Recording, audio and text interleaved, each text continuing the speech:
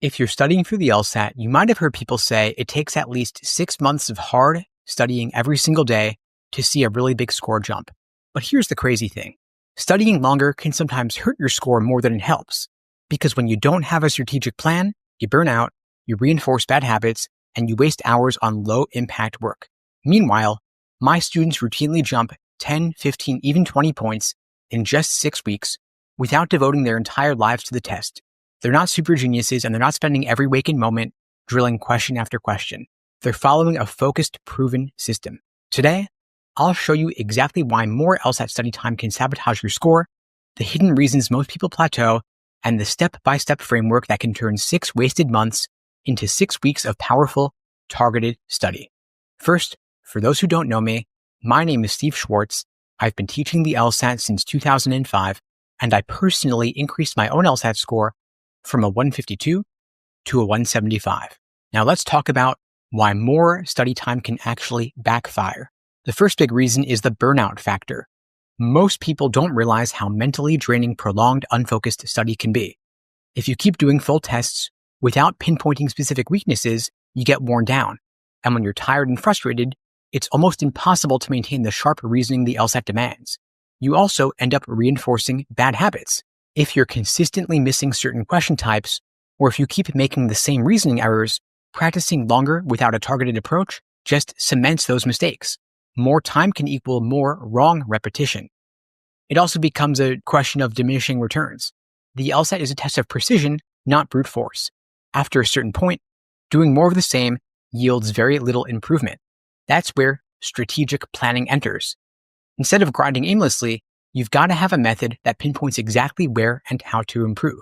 Before my student Emily came to me, she studied for 6 months straight, taking weekly practice tests, putting in hours of review, and constant flashcards. But her score stayed stuck in the mid-150s. She assumed she just needed more time. But no matter how many extra hours she added to her schedule, she couldn't break through that plateau. Now let's talk about the 6-week edge, why less studying can actually be more impactful. The power of intensity. When you compress your LSAT prep into a tighter window, every session carries more weight. You're forced to eliminate fluff and focus on what actually drives score jumps. Shorter timelines can also help prevent that dreaded burnout. You stay more engaged, and your brain remains fresher. It's also a question of focus versus volume. The entire idea of the 6-week approach is to optimize your focus, not your time. Instead of sifting through endless question sets, you zero in on the exact question types or reasoning skills that are keeping you from a higher score. You then work on them relentlessly, you track your progress, and you see tangible improvements quickly. Now for my student Emily, she switched from her 6-month marathon to a 6-week plan.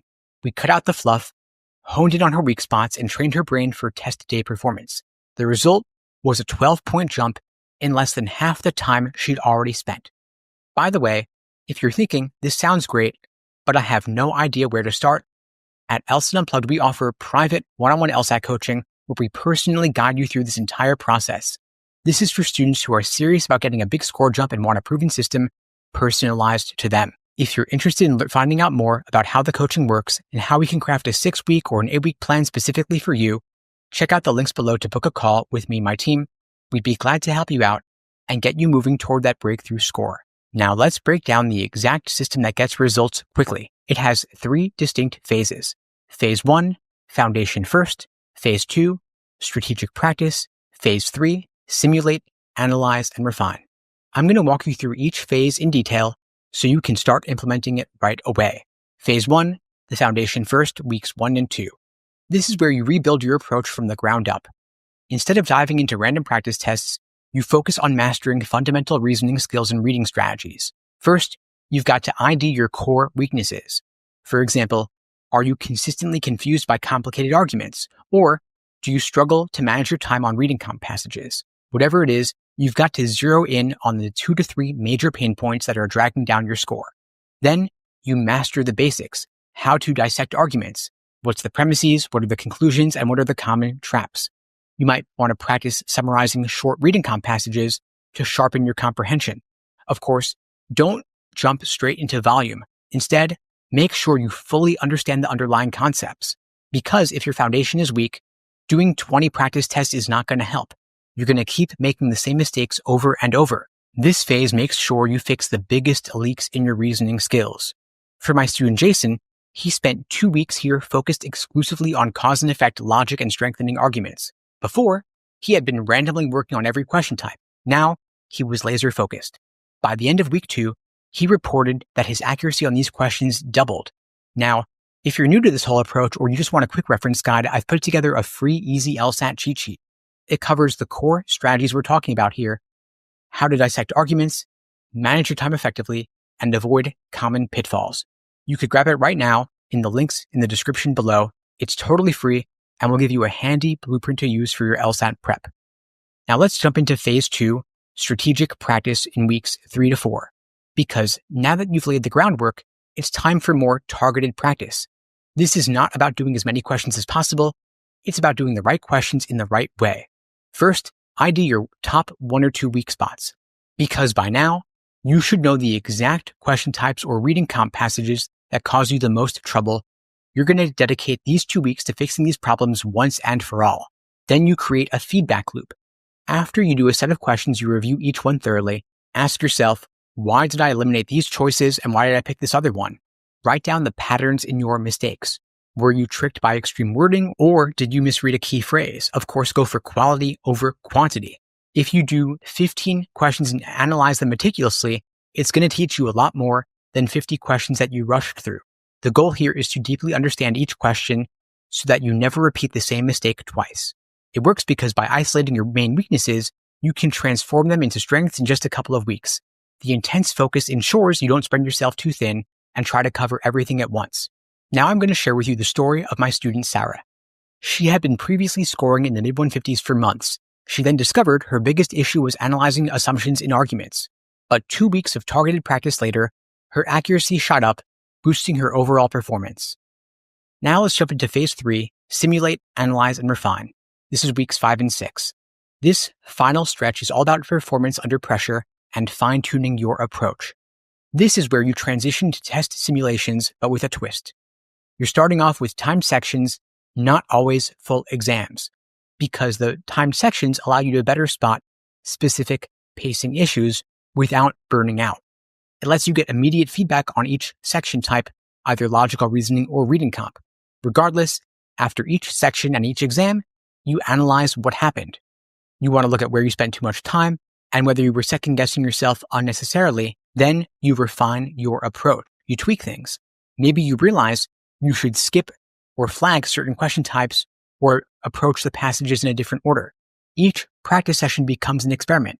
You test a strategy, gather data, and refine it for next time. This works because the LSAT demands precision and good time management.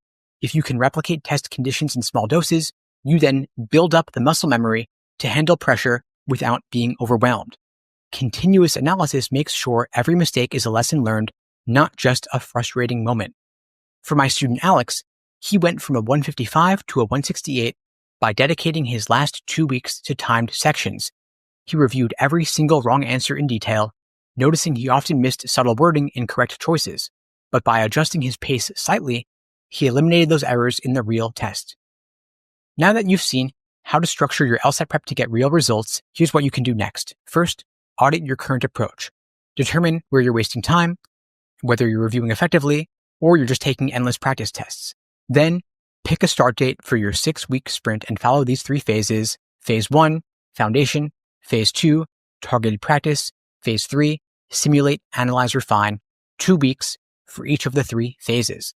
By the end, you're going to be in a completely different place, mentally, strategically, and in terms of your LSAT score itself, of course. Now, if you've been struggling with your LSAT prep, feeling stuck or burning out, give this approach a try.